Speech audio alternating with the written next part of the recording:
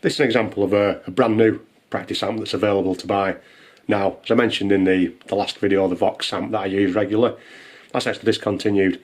This amp is it's by a company called Blackstar. It's currently available. It's the standard current model. It's a version 3 of the ID Core line of amps, which is Blackstar's basic practice amps. When I say basic, it's actually, the features on it are not very basic at all. It's got loads and loads of stuff on it. So I bought this amp. The reason I bought this amp is this is the one I use for teaching in my music group. The reason I don't use this as my normal practice amp personally is because it lives over at the hall. It's like a community hall where I do the teaching. It lives in a cupboard there. So the first thing I'm going to mention is if you compare it to if you see the previous video, how small this amp actually is. Now, there's a bit of a stigma when I first started playing that you want to have a big amp to look really cool, and it looks great if you're playing with a band and that type of thing. But for a practice amp, honestly, once you get over that aspect of it, a small amp is really convenient because this needs to fit in a cupboard with loads of other gear and acoustic guitars and stuff. So it's super convenient, the size of it, and it doesn't compromise the sound quality at all. So that's a really good feature that I found attractive when buying the amp. Again, comparing it to the other amp that I showed in the previous video, you can see straight away it looks like it's not got very many dials and knobs on it, and it looks very simple on the panel. That's another great thing because it's quite easy to use. In fact, it's very, very easy to use. One of the reasons that I chose it was because I'm going to be working with predominantly beginners with this amp. So it's great for them just to be able to have a play with it if they've never used an amp before, and it's just so super easy to be able to get a nice little sound on it and then mess around with it and play with the effects and things of that nature. But as well as being easy, it's also got a lot of hidden features that are just so useful that it just makes it, and as a package, it's quite difficult to beat as a practice amp, I would say, from the experience I've had. I've owned this about 6 months now, and I'm still learning new things about it, and it continues to impress me. So I'll run through some of the basic things just like the previous video. Obviously, starting off there, we've got the power switch.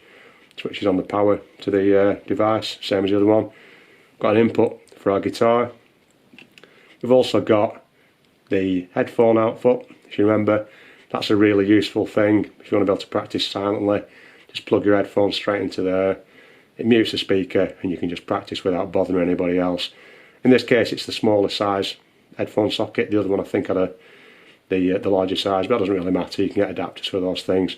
Most headphones come in this smaller size anyway, so that's even easier.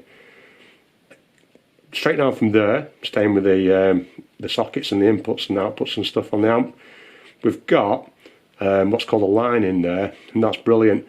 What that does is, if you want to play to backing tracks, if you've got any backing tracks recorded on something, you can just plug straight into there, and your backing tracks will play through the amplifier, and you can play your guitar through it as well at the same time. No complicated sort of interfacing needed or anything like that. Literally, you can just plug straight in, whatever your source is, your phone or your tablet or whatever. Just connect that straight into there, play your backing tracks through, or play a commercial song through and practice along to that. So again, as a practice amplifier, that's a really, really good feature.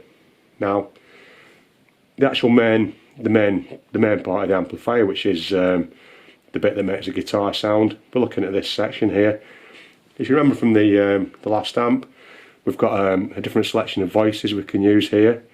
Again, it's the same type of arrangement. We go from the very cleanest of sounds, which is going to give you just your basic guitar sound that's just amplified with nothing else.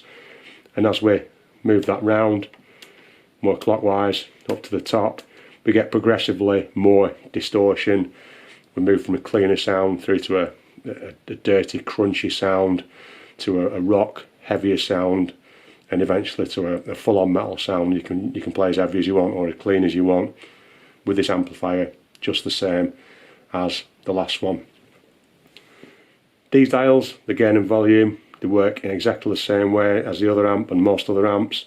So we balance the gain against the volume. So if we want a cleaner sound, regardless of which of these voice modes we're using.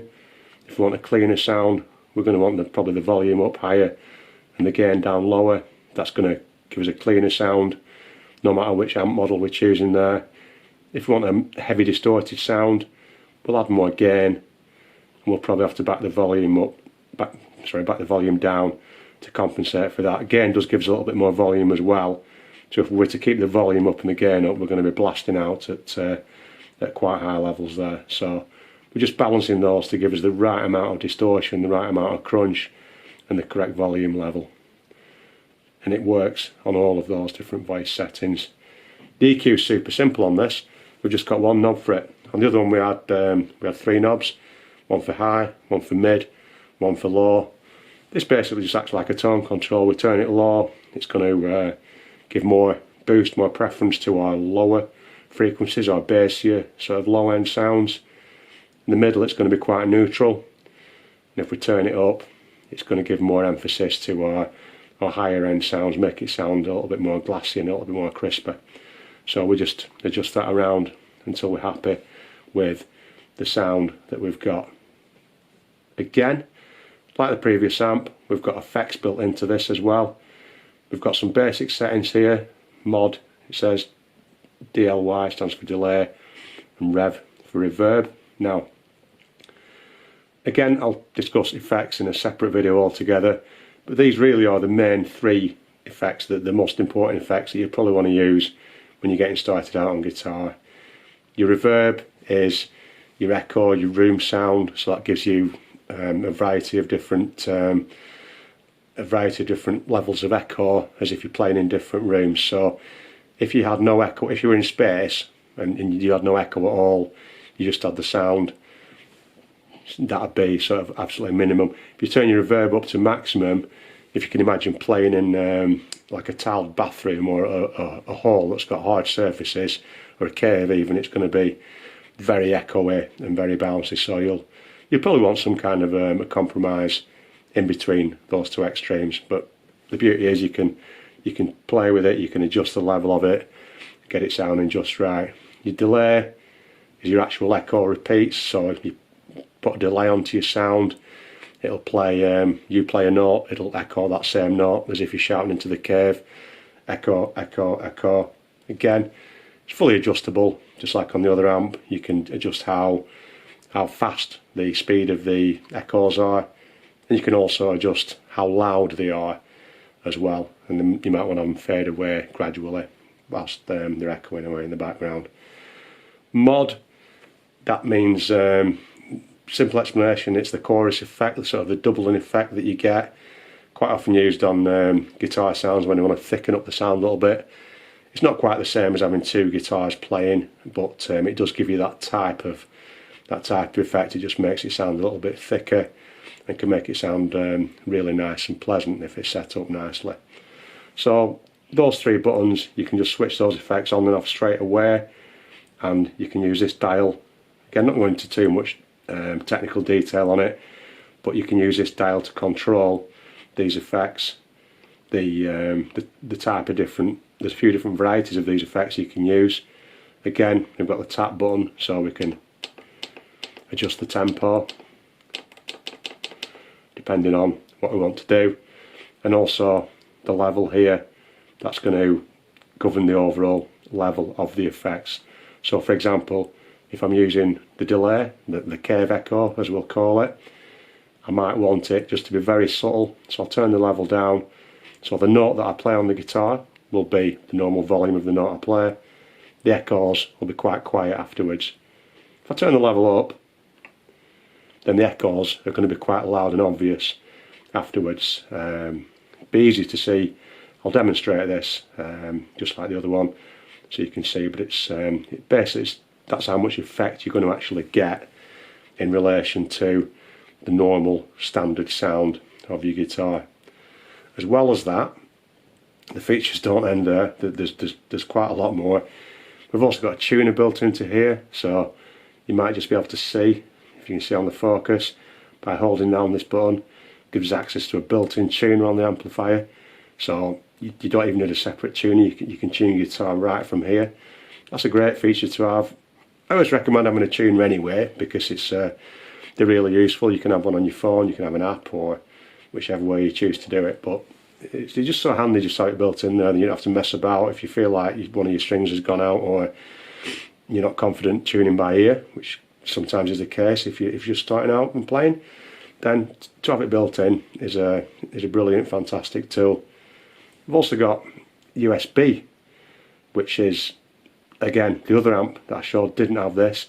This is quite a more modern feature. This allows us to do a couple of brilliant things. The first thing it allows us to do, as I mentioned, there's not really much in the way of the knobs and the controls on this. The interface, the actual what you use to control the amp is really simple and straightforward.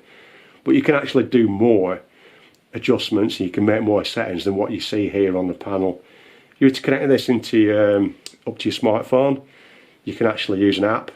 Blackstar, I've got an app that goes with this, and you can make more detailed setting adjustments to these sounds and to these effects using an app on your phone.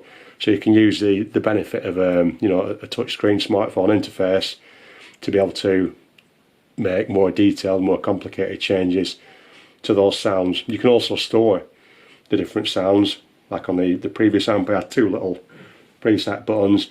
Using the app, you can store and manage lots of different sounds and just bring them up immediately. The second thing you can do, which is also very useful, is using the USB. You can connect it to a computer or a laptop if you want to, and record yourself directly onto the computer without needing any microphones or recording studio equipment or anything like that. You can literally just connect it up. It's got some clever gubbins built in that makes it sound correct when you're recording it. Sometimes guitars don't sound right unless they're recorded with a microphone in front of the speaker, but this has got some some software features built into the amplifier that make it sound right when you're recording it. So it really has got everything that you would ever want from a practice amplifier. The features on it are tremendous. Another great thing, it comes with a really brilliant sort of info sheet, sort of a 2-page type info sheet manual. So you've not got pages to look through, it just gives you all the key things you can have on reference.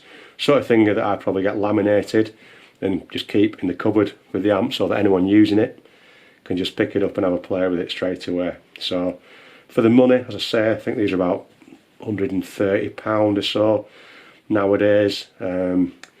You really can't argue with it, and I would recommend, certainly, as I said, I said at the start I'm not going to recommend particular amps, but I would certainly recommend having a go at one of these and shortlisting it, having a try on it, watch some more reviews on it, because for the money you're really getting a lot of features now, and this is an amp that's currently available.